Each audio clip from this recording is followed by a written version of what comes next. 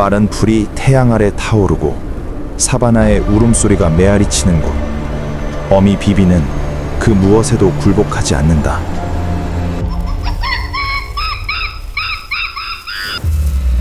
죽음 앞에서 모성애는 포식 본능을 이겨낼 수 있을까?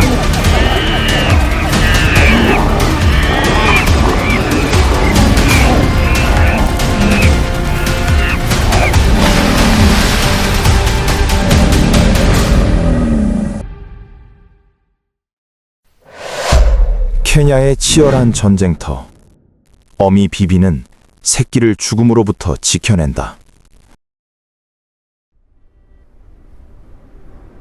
케냐의 태양이 찬란하게 떠오르며 마사이 마라 초원을 황금빛 오렌지색으로 물들인다.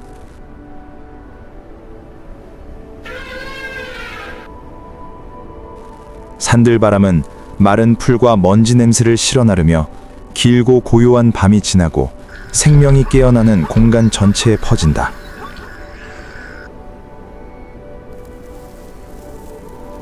새벽빛 아래 수많은 생명체들이 잠자리에서 나와 새로운 하루를 시작한다.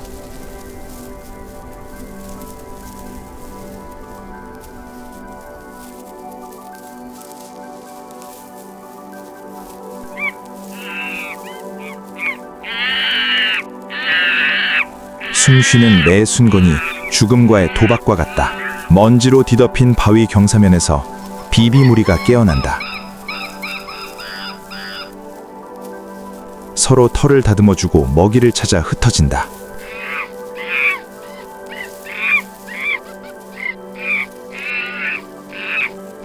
비비는 아프리카에서 가장 지능이 높은 영장류 중 하나이다.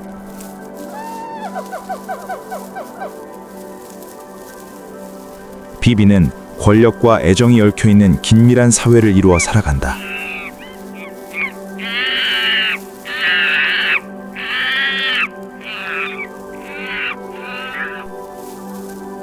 그들 사이에는 암묵적인 질서가 존재합니다. 강자는 지배하고 약자는 복종하지만 결코 고립감을 느끼지는 않습니다.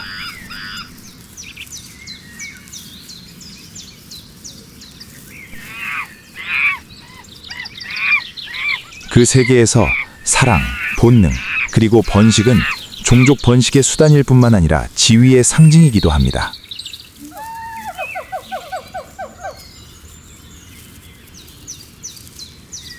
우기가 끝나고 어린 풀들이 초원을 뒤덮으면 비비 원숭이의 번식기가 시작됩니다.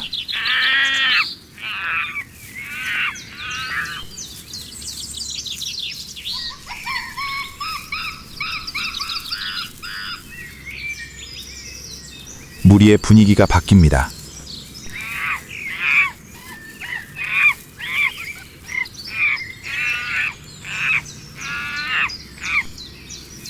수컷들은 더욱 경계심이 강해지고 공격적으로 변합니다.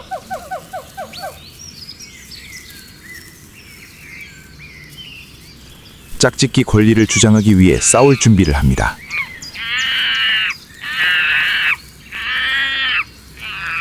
오직 승리자만이 짝짓기를 하는 암컷에게 접근할 권리를 갖습니다.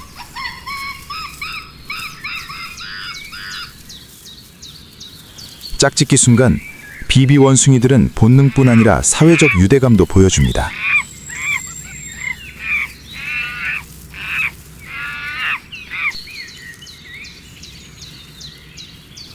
우두머리 수컷은 자신의 몸으로 암컷을 보호하고 짝짓기 후에도 암컷을 시야에서 놓지 않습니다.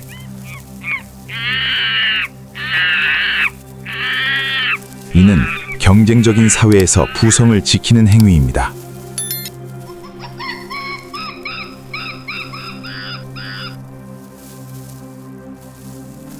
암컷에게 짝 선택은 단순히 힘에만 기반한 것이 아니라 보살핌과 관심도 중요합니다.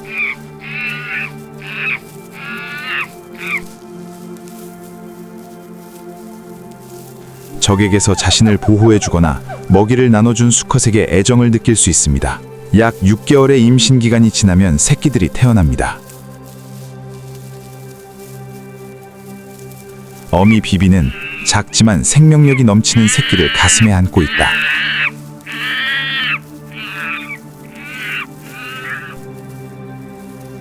무리의 다른 구성원들은 다가와 살며시 냄새를 맡고 관찰한 후 떠난다.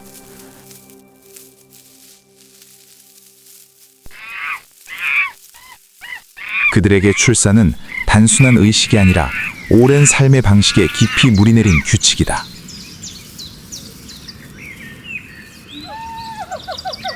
어미 비비는 새끼를 잠시도 떠나지 않는다.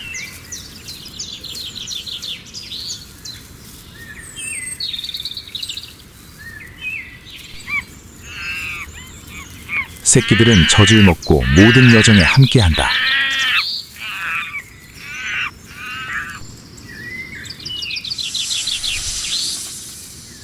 비비무리는 번식, 투쟁,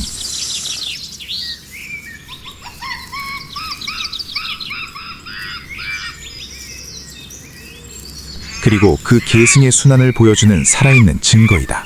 비비무리는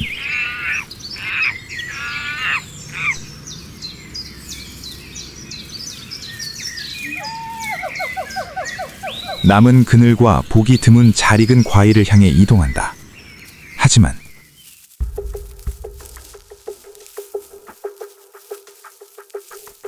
저 멀리서 위험이 다가오고 있다.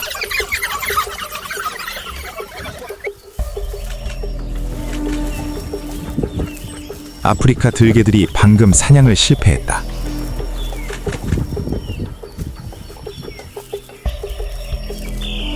배고프고 지치고 절망에 빠진 그들은 코를 킁킁거리고 귀를 쫑긋 세운 채 새로운 대형을 갖춘다.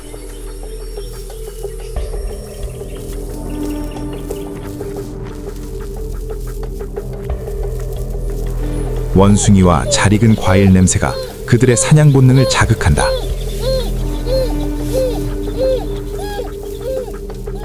몇 분 만에 그 가느다란 그림자들은 죽음의 숨결을 실은 바람처럼 소리 없이 초원을 가로질러 다가왔다.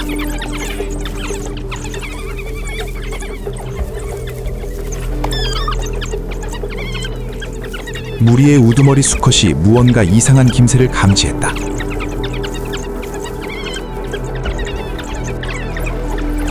그는 포호했다.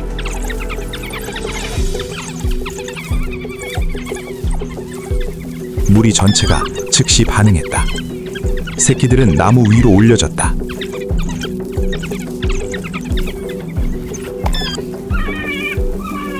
암컷들은 서로 몸을 맞대어 새끼들을 밀어 올렸다.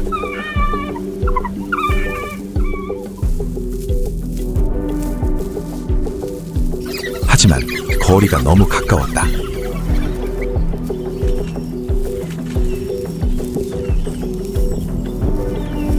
들개 무리가 발견했다. 그러나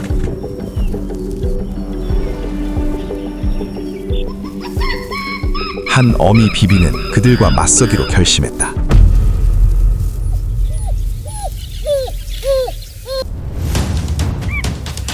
그녀는 아래로 달려들었다.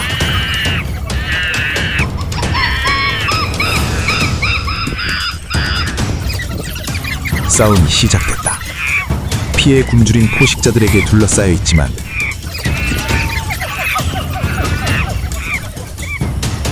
홀로 싸움에 나선 그녀는 순식간에 떨어졌다. 새끼는 죽음을 면했다.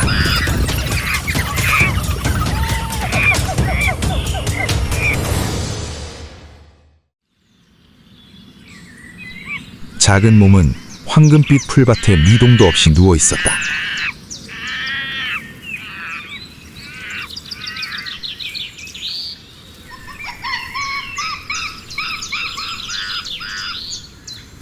위쪽 나뭇가지에는 여전히 새끼가 매달려 눈을 크게 뜨고 아래를 내려다보며 방금 일어난 일을 이해하지 못하는 듯했다.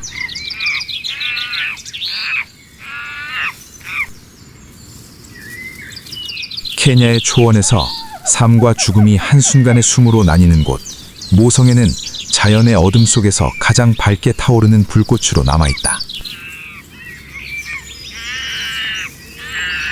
케냐 초원이 어두워져 가도 삶은 죽음으로 끝나지 않는다.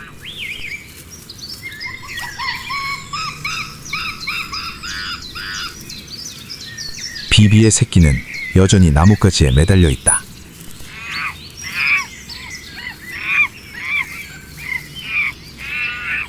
그들은 이제부터 이 세상이 더 이상 자신들에게 따뜻함을 주지 않을 것이라는 사실을 알지 못한다.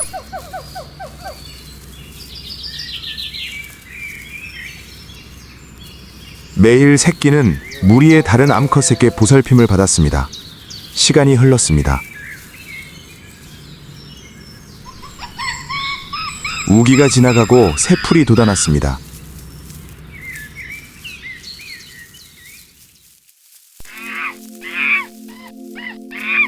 그에 태어난 새끼 비비는 자라서 털은 더 짙어지고 눈은 더 날카로워졌으며 발걸음은 훨씬 더 조심스러워졌습니다.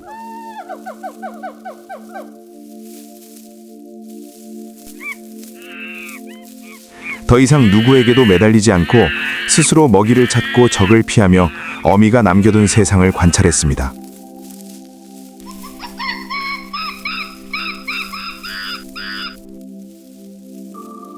무리 안에서 새끼는 여전히 열등한 존재로 여겨졌습니다. 어미를 잃는다는 것은 의지할 곳을 잃는다는 것을 의미했기 때문입니다.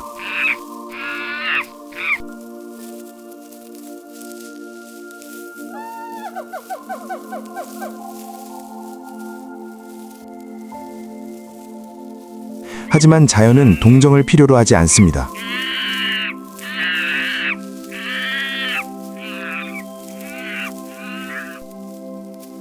모두가 스스로 일어서는 법을 배워야 합니다.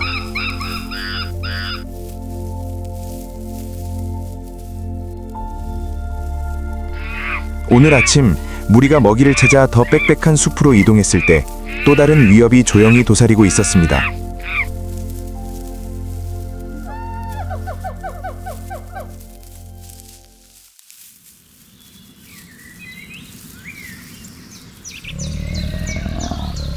나뭇잎 사이로 햇살이 비쳐들어와 노란 얼룩무늬 그림자가 고요히 누워있는 모습이 드러났습니다.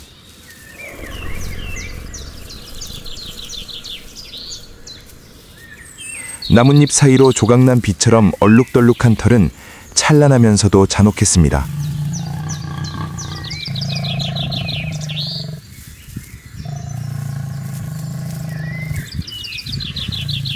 그것은 바로 아프리카의 지배자, 고독한 포식자 표범이었습니다. 시끄러운 사자나 협동하는 들깨무리와는 달리 표범은 절대적인 침묵 속에서 움직입니다.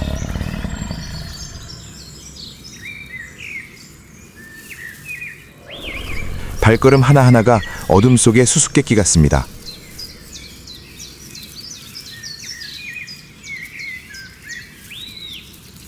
표범은 자신의 힘을 과시하기 위해 포효할 필요가 없습니다.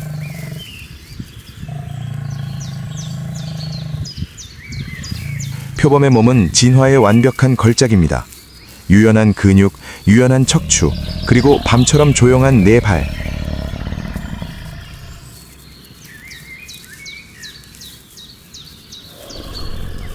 표범이 움직일 때면 아무 소리도 나지 않습니다.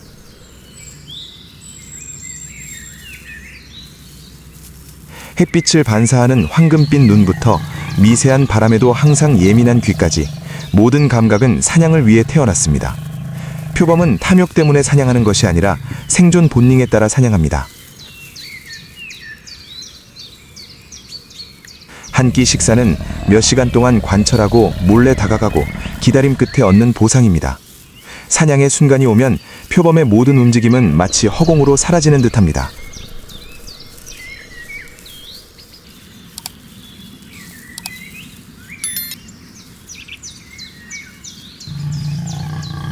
그리고 다른 포식자들과는 달리 표범은 사냥감을 자랑하지 않습니다.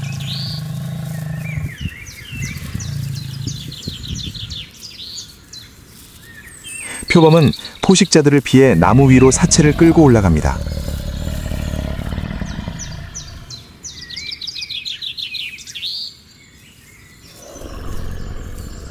엄청나게 강한 턱으로 자신의 몸무게의 2배나 되는 무게를 5m 이상 높이까지 들어올릴 수 있습니다.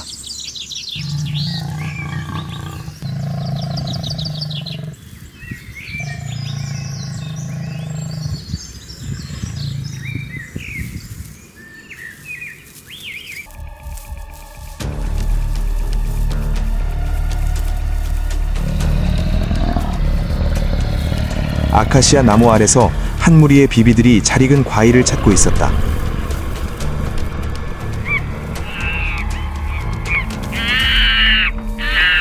몇 년 전 죽은 어미의 새끼 한 마리가 무리에서 떨어져 나와 과일을 따고 있었다.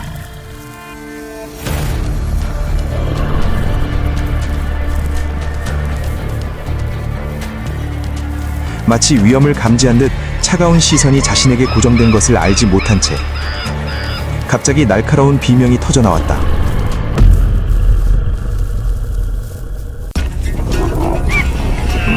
무리는 공포에 휩싸였다. 순식간에 상황이 역전되었다. 이제 표범은 사나운 무리와 마주하게 되었다. 과연 도망칠 수 있을까?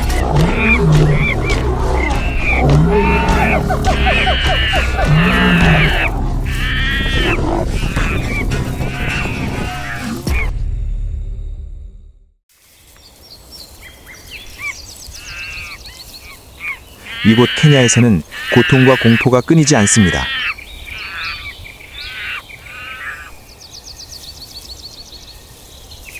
케냐에서 태어난 모든 생명체는 사냥꾼이 될 운명이 지니고 있다. 아니면 생존자가 될 운명이다.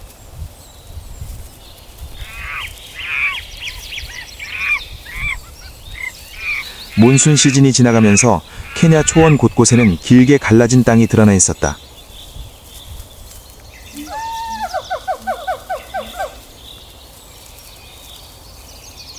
마사이 마라는 이제 메마르고 시든 풀과 땅에서 피어오르는 혈기뿐이었다.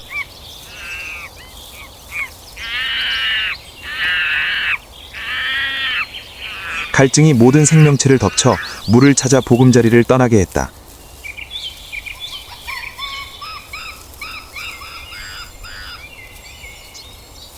비비들은 얕은 개울을 따라 천천히 움직였다.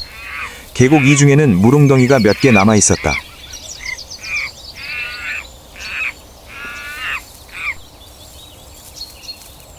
무리의 선두에는 다 자란 수컷 원숭이가 있었다.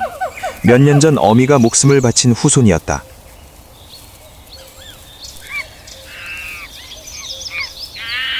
이제 그는 날카로운 눈빛과 조심스러운 발걸음으로 무리를 이끌고 있었다. 과거의 탈출 기억을 간직한 채 말이다. 그의 무리는 이제 더 커졌고 어린 수컷들과 갓 태어난 새끼까지 합류했다. 바람에 실려 울려 퍼지는 원숭이들의 지저귐 소리는 건조하고 먼지 덮인 땅 냄새와 섞였다. 하지만 그들은 물이 있는 곳에 죽음이 있다는 것을 상상하지도 못했다.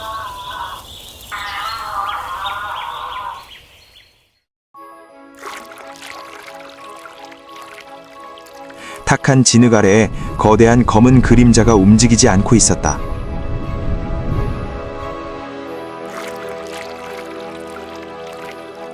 그것은 아프리카의 가장 오래된 포식자, 나일 악어였다. 수억 년 동안 존재한 이 생물은 시간의 인내심과 끝없는 굶주림을 지니고 있다.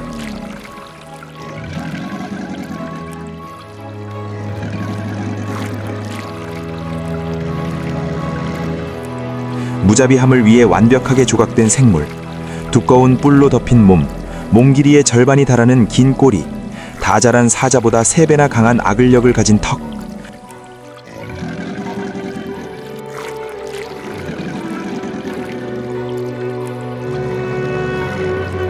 각각의 콘뿔 모양 이빨은 생물학적 칼날과 같아서 낡은 이빨이 부러지자마자 마치 나연이 단 하루도 약해지는 것을 허용하지 않는 것처럼 다시 자랍니다.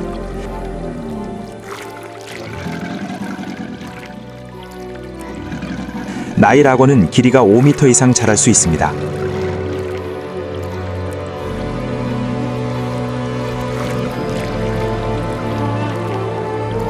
그들의 눈은 물속에 반쯤 잠겨있고 반쯤 수면 위에 떠있는 통나무처럼 움직이지 않지만 그 아래는 완벽한 사냥 기계가 숨겨있다. 심박수는 마치 결정적인 순간을 카운트다운하는 것처럼 느립니다.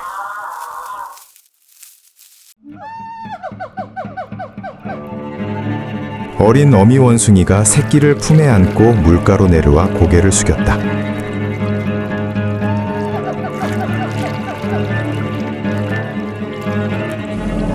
몇 모금만 마시면 새끼의 갈증을 해소하기에 충분했다.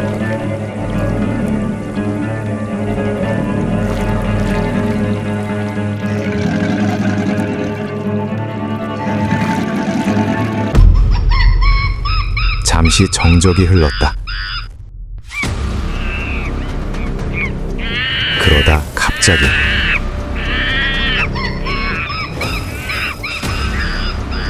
거대한 턱이 튀어나왔다.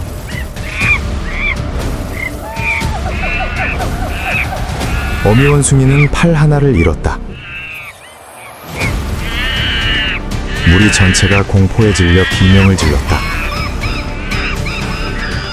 수컷들은 새끼를 포식자로부터 구하려고 애썼다. 아수라장이었다.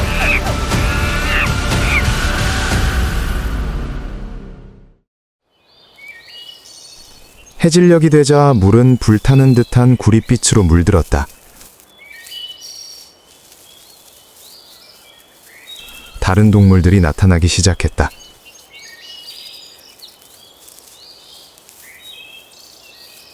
모두 목이 말랐다. 모두 고개를 숙여야 했다. 그리고 고개를 숙이는 행위 하나하나가 생존을 위한 도박이었다.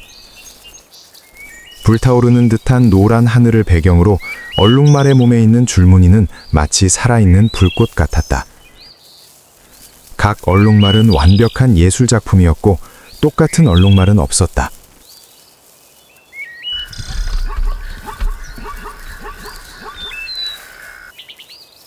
그들에게 물은 단순히 갈증을 해소하는 곳일 뿐 아니라 부드러운 풀을 찾아 긴 여정을 마친 후 몸을 식히는 곳이기도 했다.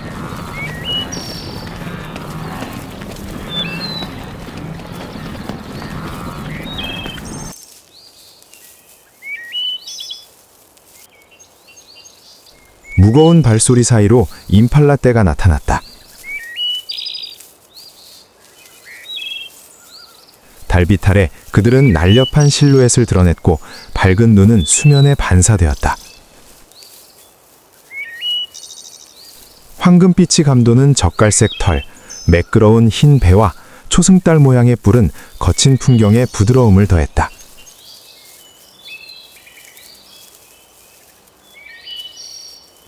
하지만 그 아름다움에 속지 마라. 임팔라는 절대적인 경계심의 화신이다.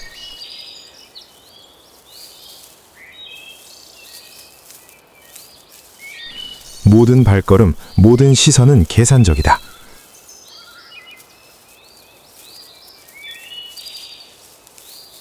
그들은 3m 이상을 뛰어넘고 시속 90km에 가까운 속도로 달릴 수 있는 민첩한 영양이다. 하지만 그 모든 힘도 수면 아래 숨어있는 적에서 그들을 구해낼 수는 없다. 태양이 떠오르며 캐녀강 위에 어둠을 몰아냈다. 물은 잔잔했지만 생명이 다시 돌아오고 있었다.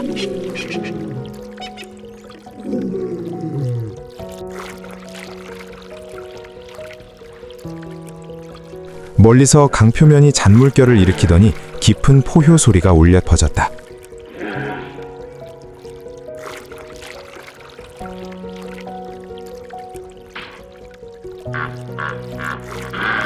하마였다.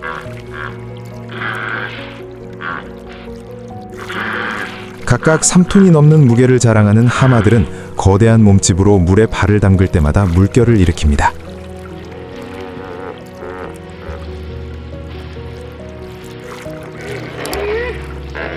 두꺼운 피부에서는 분홍빛을 띠는 점성 물질, 즉 하마 특유의 생체 자외선 차단제가 분비됩니다.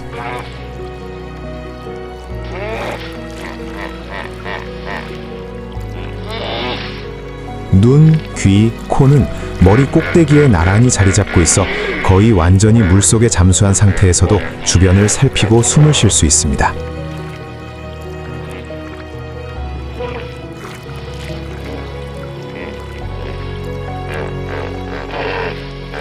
탁한 물속에서 하마들은 살아있는 요새와 같습니다.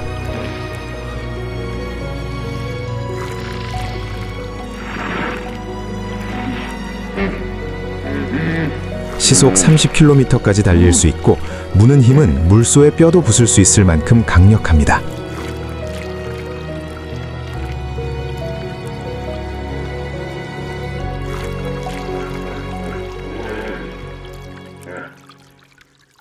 낮에는 거대한 우두머리 수컷을 중심으로 수십 마리씩 무리를 지어 생활합니다.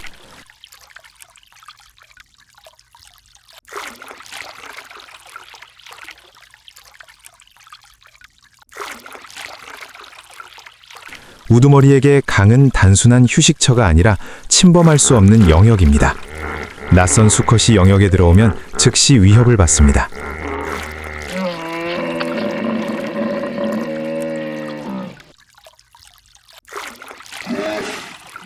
어미 하마와 새끼 하마는 몇 주 동안 떨어지지 않고 함께 지냅니다.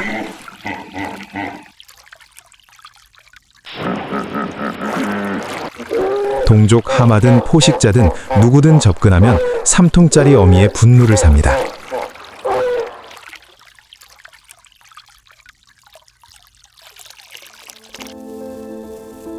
케냐에서 강은 단순한 피난처가 아니라 권력과 생존의 경계선이기도 합니다.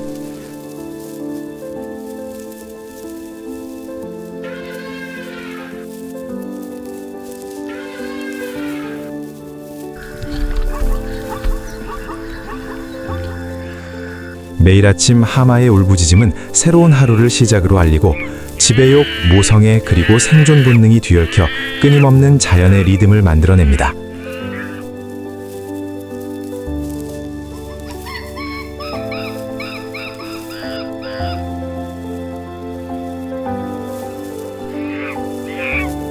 강물은 여전히 흐르며 핏자국과 생명 그리고 절대 사라지지 않을 기억의 흔적을 싣고 갑니다.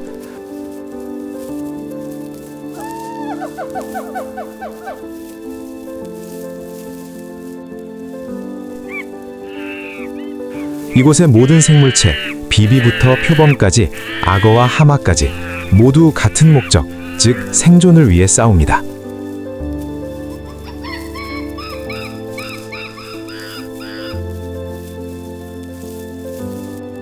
이 혹독한 순환 속에 악당은 없습니다. 오직 잔인한 나연 속에서 살아남기 위해 매일 더 강해져야만 하는 존재들 뿐입니다.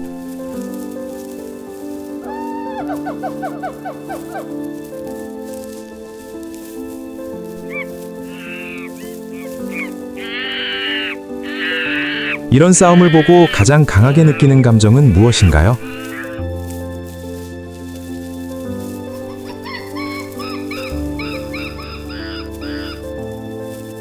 아래 댓글로 여러분의 생각을 남겨주세요.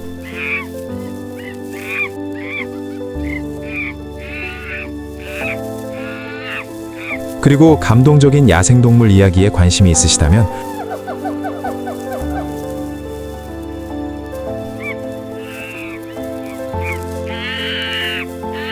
좋아요와 구독을 눌러주시고 알림을 켜서 더 많은 싸움을 함께 탐험해주세요.